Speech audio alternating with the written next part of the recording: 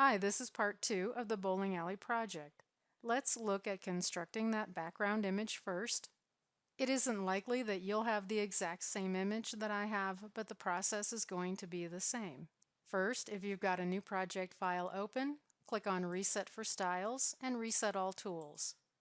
Next, set up your project file for 500 total frames. You may need to adjust that at the end.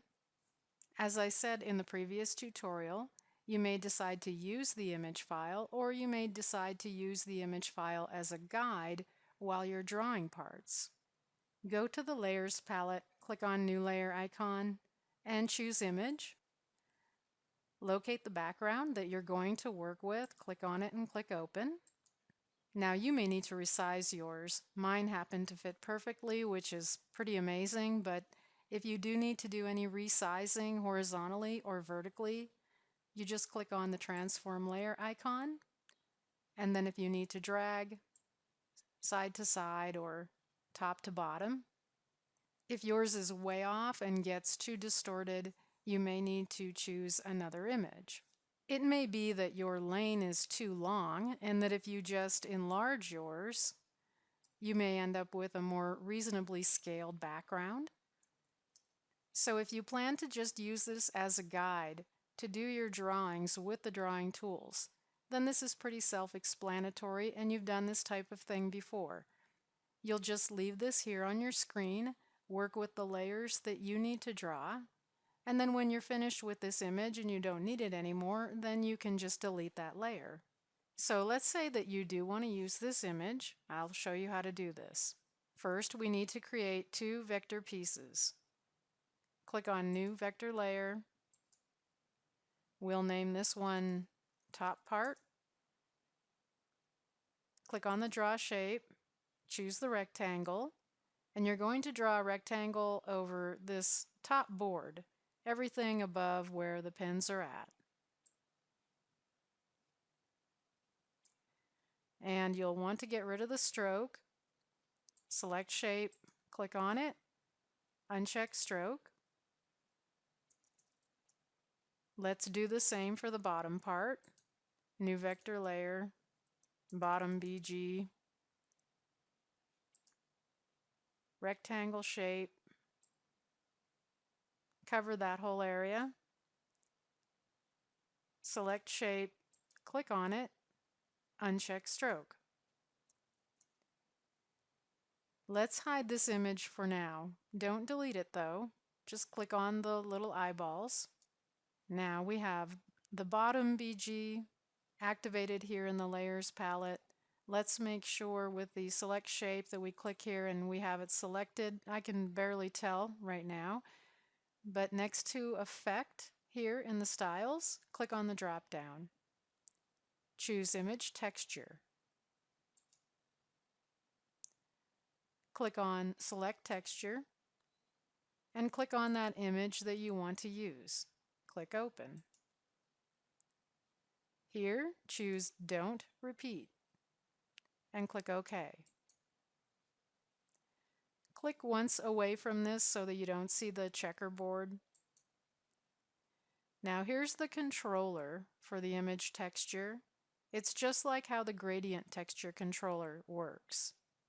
Now I would need to zoom out to see the upper circle, but this lower one here, if I click and drag it, you can see that it's moving the image texture around within that rectangle, within that vector rectangle. Okay, it's too big. It needs to be resized. I'll zoom out a little bit. Now when you grab this top handle, you have to hold your shift key down. If you don't, you'll pull to the right or to the left, and then your image is going to go sideways and you may never get it perfectly straight again. So if you're using this one, you have to hold your shift key down, click and drag, and it will stay straight up. Okay. So you have to go back and forth between scaling and then back down here, moving it so that you get this situated where you want it within this rectangle. Now I'm going to move on to the next one. You can clean this up here in just a bit. I'm going to click over here in the layers and click on the top part. Again, with the select shape icon, activating that, and in Effect, click the drop down Image Texture, select Texture, that same image, click Open, don't repeat, click OK. I'll click Away once. So you're going to have the same thing. I'm grabbing the circle down here, the filled circle, and you can see that the image moves around within that rectangle. Pretty neat, huh?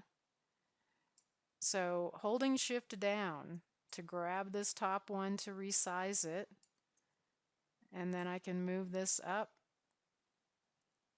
and see if I need to resize that a little bit smaller and move it around, okay?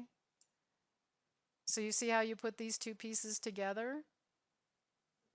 Now keep in mind, you can use some images and you can draw some things.